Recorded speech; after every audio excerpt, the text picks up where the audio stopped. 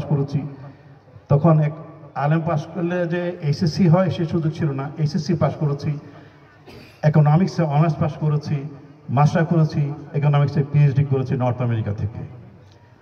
আমি যতগুলি বোর্ডের পরীক্ষা আছে ফার্স্ট থেকে ফোর্থের নিচে আমি যাইনি আলহামদুলিল্লাহ। আমি আদবও পাস করেছি, হয়তো ফার্স্ট হয়েছি, নাহলে সেকেন্ড হয়েছি, নাকি থার্ড হয়েছি, নাহলে ফোর্থ হয়েছি, ফিফথ হই নাই জীবনে কখনো, ফোর্থের নিচে যাইনি।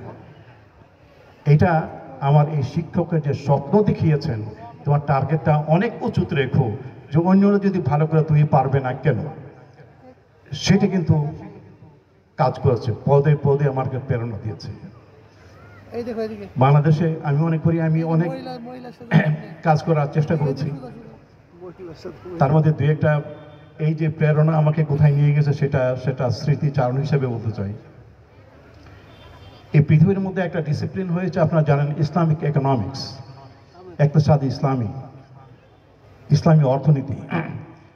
এই পৃথিবীতে যদি আর 10 জন ইসলামী অর্থনীতি চিন্তা করেন, আলহামদুলিল্লাহ এই মাদ্রাসার একজন ছাত্র তাদের মধ্যে একজন। বাংলাদেশে যে তফসির গ্রন্থ ছাপা হয় সেগুলি সবই অনুবাদ তফসির। অরিজিনাল মৌলিক তফসির কিন্তু বাংলাদেশে নাই।